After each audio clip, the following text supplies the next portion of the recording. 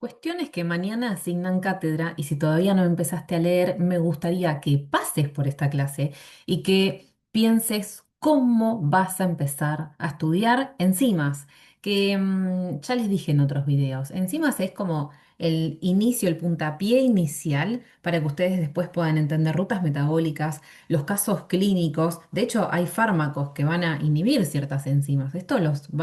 Les abre, digamos, la puerta hacia bioquímica, hacia patología uno, hacia fármaco uno y más allá también, hasta tóxico. Todo va a ser un recuerdo cuando cursen tóxico. Así que vamos a empezar con esta clase introductoria para que ustedes se puedan organizar. Y si estamos hablando de organización de estudio, vamos a empezar a hablar de la productividad. ¿Cómo estudiamos? ¿Cómo estudiamos a la hora de estudiar? Y cuando les pregunto esto, tienen que ser, digamos, sean lo más sinceros posibles para responder estas preguntas porque es como ustedes son estudiantes. A ver, hay un deporte muy conocido en medicina, en Nutri y en Odonto, en las carreras de salud de ya no llego. Veo el libro y digo, listo, ya no llego a estudiar, no llego a rendir todo en el examen, empiezan a subir los nervios, empieza la ansiedad. Entonces, cuando colapsa después el cuerpo antes de un examen, es por no haberse hecho estas preguntas o por habérselas hecho y haber respondido cualquier cosa. Entonces, definamos productividad. Cuanto menor sea el tiempo que lleve a obtener el resultado deseado, más productivo eres.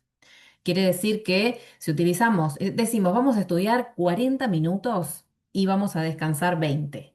Y logramos, digamos, en esos 40 minutos resolver el texto, leemos todo encima y lo podemos resumir, buenísimo, ahí estamos siendo productivos. Vamos a planear cómo obtener mejores resultados sostenidos, todo esto a largo tiempo, pero sin agotarnos. En este aprendizaje que ustedes tienen por delante, bioquímica, ahora es cuatrimestral.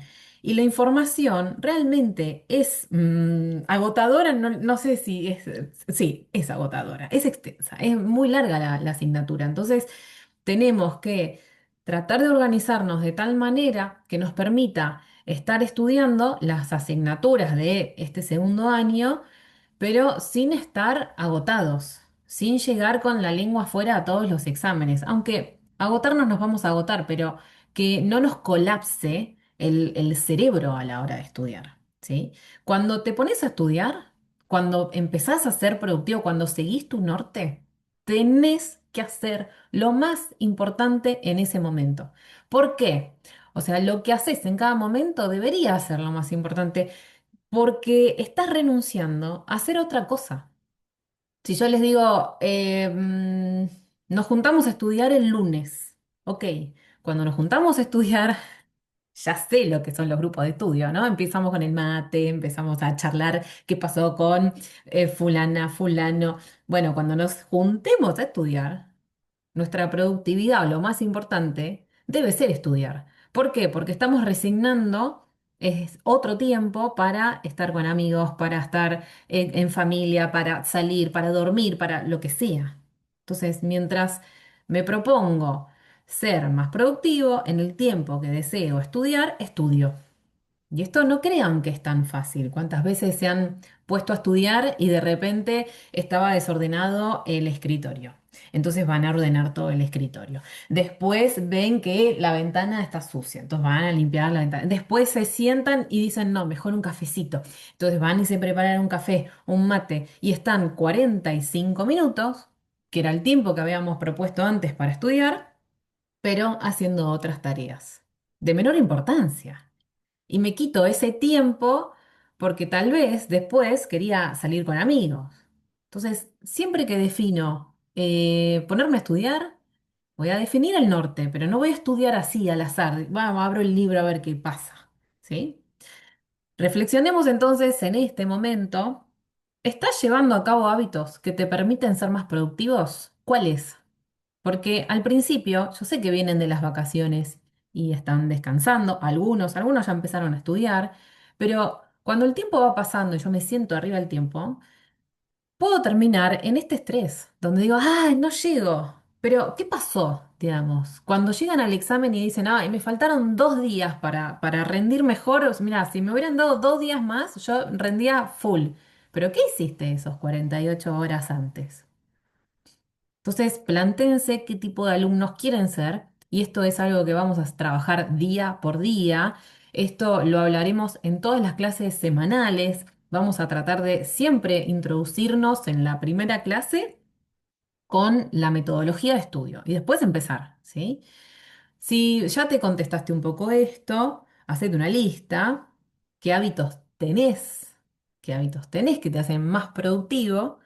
Por ejemplo, yo tengo mucho más foco por la mañana, entonces me conviene estudiar los temas más importantes por la mañana. A la tarde no doy pie con bola, entonces me estudio los temas más pavada, digamos. Si tuviera que estudiar glucólisis y gluconeo y digestión de glúcidos, y bueno, gluconeo y glucólisis a la mañana y la digestión la dejo para la tarde, que es lo más fácil, ¿sí? Para eso tenemos que entender lo que vamos a tener que estudiar, ¿eh?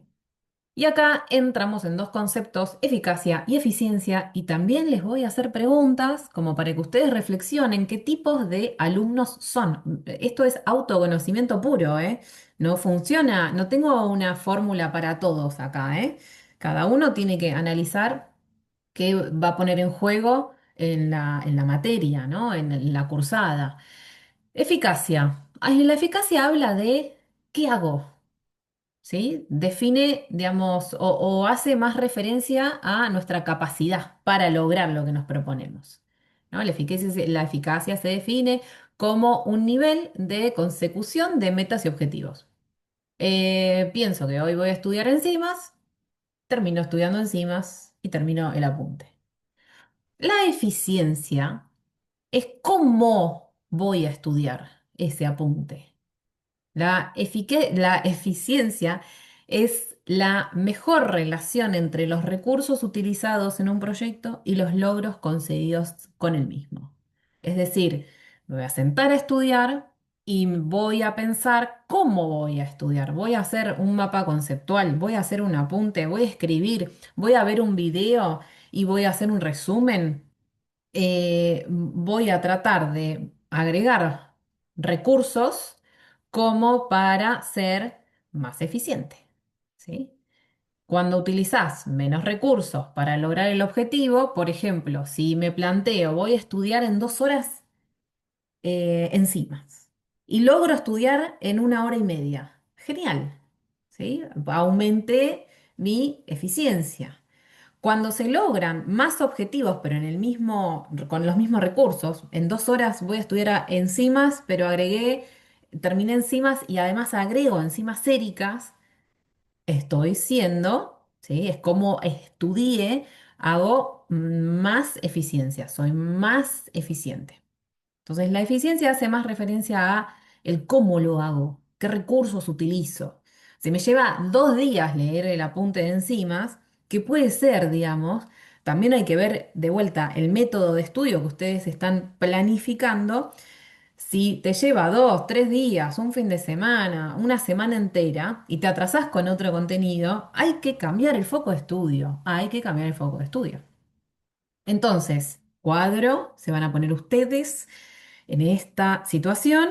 Vamos a preguntarnos qué y cómo para plantearnos si hay alta eficiencia o baja eficiencia o alta eficacia o baja eficacia.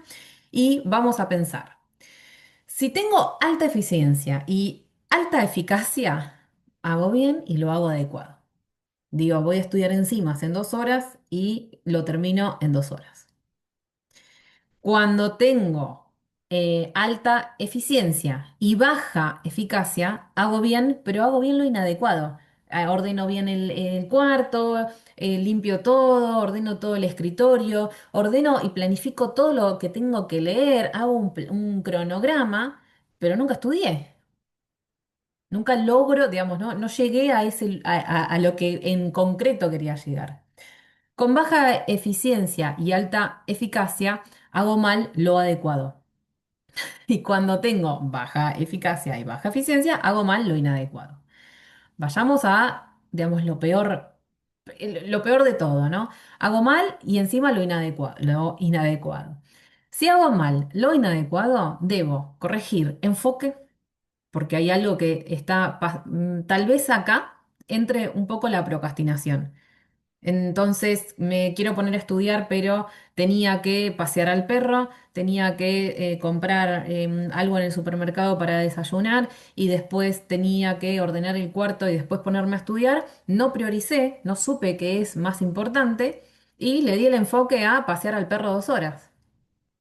Entonces acá tengo que corregir enfoque, objetivos y la metodología de estudio. Ahora, si hago bien lo inadecuado o hago mal lo adecuado, debo corregir el objetivo nada más o la metodología de estudio. Pero el enfoque lo tengo. Hay algo donde me tropiezo en el camino que no deja, digamos, llegar al objetivo. Piensen en esto porque recién empieza el cuatrimestre. Recién van a empezar las clases la semana que viene. Como hoy hay tiempo, hoy podemos pensar mejor. Definir qué es importante y qué es urgente es clave para esta cursada porque es cuatrimestral. Chicos, no es que los quiero asustar, pero yo les traigo acá por lo menos para la clase de enzimas, ¿qué es lo que tienen que saber para la semana que viene? Para que ustedes no estén ahí solos en el mundo y viendo a ver qué les explica el docente o la docente. Definir qué es importante y qué es urgente. La urgencia es cualidad asociada al tiempo. Yo les dije recién, hoy tengo tiempo. Hoy tengo tiempo para leer porque el 5 es mañana y me asignan mañana en la cátedra, entonces hoy tengo tiempo. ¿Cuándo empiezan las clases? Bueno, la semana que viene. Bueno, cuando tengo una fecha de vencimiento, ejemplo, tengo el examen el 29 de abril y falta un montón para el 29 de abril. Tengo una fecha que todavía son 8 semanas, 10 semanas, qué sé yo. Ahora, mientras más próxima la fecha, bueno, vamos a ir presentando otra aventura, ¿no? Entonces, la urgencia es cualidad asociada al tiempo. Una tarea se convierte en urgente cuando tiene fecha de vencimiento muy próxima. Yo les digo, vence la luz mañana. Bueno, hay que pagar la luz. Tengo tiempo, sí, porque es mañana, no es hoy, no es hoy, no, no tengo que salir ya, pero tiene una fecha de vencimiento y se vence mañana, entonces para que no corten el suministro, pago. Mañana o hoy, no importa, pero hay tiempo. Asociada al tiempo. La importancia es una cualidad asociada a las consecuencias. Una tarea se convierte en importante cuando, ante la posibilidad de fracasar, las consecuencias son graves. O sea, si yo no lo hago, bocho el examen. Si no voy leído a la clase, no entiendo nada en la clase. Tiene consecuencias. Tiene consecuencias. Si no lo hago, tiene consecuencias. Por lo tanto, vamos a comenzar, ahora sí, la clase de enzimas, en lo que tienen que sí o sí saber. Entender el equilibrio químico, saber las características de las enzimas, la reacción química y cómo interviene la enzima. Clasificación, holoenzima, cinética enzimática, de qué depende la velocidad de la enzima e inhibidores. Por supuesto, no vamos a ver todo esto ya, pero vamos a tratar de hacer un resumen para que ustedes puedan estar bien el día de la clase escuchando y no estar perdidos. Recuerden equilibrio químico de una reacción. Si la reacción es irreversible, piensen que A se convierte en B y termina la reacción, ¿no? Listo. Ahí tiene un punto final. Ahora, en las reversibles, A se puede convertir en B y B se puede convertir en A. Y acá tenemos, por lo menos, que calcular la constante del equilibrio. Piensen en el equilibrio como voy a poner acá la concentración de sustrato a través del tiempo, va desapareciendo, pero en un momento se mantiene constante y el producto llega a un momento donde también se mantiene constante, donde llegamos a que los valores son los mismos, la concentración, digamos, se mantiene siempre en un mismo lugar. Vamos a poner acá 3 molar y 5 molar. Ojo que no igualan concentraciones en el equilibrio, sino que esto, a partir de acá, la velocidad de la reacción es la misma de este sentido hacia este sentido. Igualan velocidades, ¿eh? Igualan velocidad. Esta es una manera de equilibrio químico donde ustedes, a partir de acá, pueden decir que en el equilibrio predomina el producto. Sin embargo, hay otro equilibrio químico que puede pasar donde sí, el sustrato se convierte a través del tiempo y el producto también, pero el producto no predomina en el equilibrio, predomina en la concentración de sustrato. Son dos equilibrios químicos distintos. De hecho, también puede pasar, no es lo que más ocurre, pero puede pasar que ahí sí, igual en concentraciones y sustrato y producto, no predominen ninguno de los dos. ¿Cómo nos damos cuenta de esto? Por la constante del equilibrio. En la constante del equilibrio, las concentraciones de A y B, digamos, vamos a hacer una relación de productos sobre reactivos. Perdón, acá estaba. Esto es constante de equilibrio. Voy a dividir productos sobre reactivos y voy a ver si esta diferencia me va a dar mayor a uno o igual a uno o menor a uno. Cuando es igual a uno, las concentraciones, el equilibrio químico es este, no es el más frecuente, ¿eh? Cuando la constante del equilibrio es menor a uno, predomina, ¿sí? El equilibrio, la concentración de A predomina en B, con lo cual estamos acá, ¿sí? La concentración del sustrato predomina. Y si el equilibrio es mayor a uno, lo que va a predominar es el producto, el primer gráfico que hemos hecho. Esto tienen que saberlo bien para fisio y para bioqui.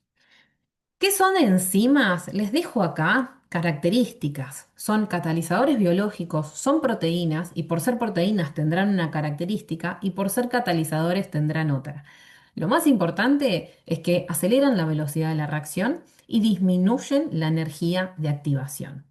Por ser, digamos, catalizadores, aceleran la velocidad de la reacción y todo esto que está acá debajo no alteran la espontaneidad, piensen que no altera el equilibrio químico. Y las enzimas, por ser proteínas, como son, repasen el video de proteínas. Consejo. Como es una proteína, se puede desnaturalizar si no está en un pH óptimo, una temperatura óptima. Y piensen que a bajas concentraciones son muy, hablando de eficiencia, son muy eficaces. ¿Cómo se clasifican? Tienen un grupo, si quieren esto lo repasan, lo leen, pero nadie les va a preguntar en la clase uno qué es una transferasa. ¿Sí? La vamos a ver durante todo el año, todo el cuatrimestre en este caso. Por último, vamos a hablar de la teoría de Leonor Michaelis y Leonora Menten, donde ellos en su teoría enzimática, por eso les digo que este es el inicio de todo, ellos lo que plantean es que el sustrato se une a una enzima en un sitio activo que corresponde específicamente para ese sustrato y dentro del sitio activo se convierte en producto. Cuando se convierte en producto se suelta de la enzima. Esta dinámica la plantean en 1913 y empiezan a estudiar la velocidad de la reacción, la velocidad de la reacción química con la enzima y de qué depende esa velocidad. Les muestro acá algunas cosas que por ahí van a ser, esto es una introducción, ¿eh? ¿Cómo estudiaron la velocidad? Estudiaron la velocidad colocando en un tubo de ensayo una concentración de enzima conocida, una concentración de sustrato conocida, esperaron un tiempo y formaron producto. Este producto podemos hacer como hicimos recién el gráfico de concentración de producto a través del tiempo, y cuando la curva se comporta como una recta, podemos tomar dos puntos y calcular la velocidad inicial de la reacción. Esto lo explicaremos en el siguiente video un poco mejor. Como se puede calcular la velocidad inicial de muchos tubos, lo que hicieron para medir los parámetros cinéticos fue poner en cuatro tubos o más tubos, ¿eh? Acá es un ejemplo. En varios tubos colocaron la misma concentración de enzimas, perdón, quieren hacer de cuenta que estos son tubos de ensayo. La misma concentración de enzimas, ¿sí? Un mililitro, sí, 1 molar de enzimas. Y después pusieron concentraciones crecientes de sustrato. Hicieron el cuadro anterior, el gráfico de producto en función del tiempo, calcularon para cada tubo la velocidad inicial de cada tubo y lo pusieron en este gráfico donde plantearon velocidad en función a la concentración que colocaron en cada tubo. Acá está el tubo uno, la velocidad inicial del tubo 2, la velocidad inicial del tubo 3 y la velocidad inicial del tubo 4. Cuando hicieron el gráfico, se ve y se observa lo siguiente, por lo menos los parámetros cinéticos. Cuando vemos la curva, tenemos un momento donde llega a una velocidad máxima. Primer parámetro cinético. La velocidad máxima es a la máxima velocidad que están trabajando todas las enzimas. O sea que en el tubo de ensayo, todas las enzimas que están ocupadas con un sustrato en el sitio activo. Después tenemos el segundo parámetro cinético, que es el km. Es la mitad de la velocidad máxima. En realidad, el concepto de km es la concentración de sustrato que se necesita para llegar a la mitad de la velocidad máxima. Por eso señalo primero la velocidad. Acá la velocidad máxima a la mitad, choco contra la curva y voy hacia el eje de las X y planteo km, la constante de Michaelis. Esto es cuando en el tubo de ensayo la mitad de las enzimas están ocupadas en el sitio activo con sustrato. Cada uno de esos parámetros habla de distintas parámetros, de distintas cualidades de esos parámetros. Por ejemplo, el km establece la afinidad, quiere decir que a mayor km, menor afinidad vamos a encontrar del sustrato por la enzima. Y la velocidad máxima, cuando la vemos acá en el gráfico, hablaremos de saturación. Esto lo veremos en el siguiente video, ¿eh? Es una introducción, pero les dejo el texto, les dejo de dónde viene la teoría, como para que primero veamos la historia de Michaelis Menten, cómo plantean la cinética enzimática y luego estudiemos la cinética de las enzimas. A comenzar entonces, en el siguiente video hablaremos todo lo que incluye cinética enzimática, características de las enzimas, cómo trabajan sobre la reacción química y haremos muchos gráficos. Si no estás en el curso todavía, está la clase disponible, ya está para que comiencen hoy, aprovechen el tiempo y sean alumnos más eficaces y más eficientes, ¿sí? Nos vemos en clase, organícense. Y en la bio tienen la guía disponible, tanto de enzimas como de metodología de estudio. Nos vemos en clase.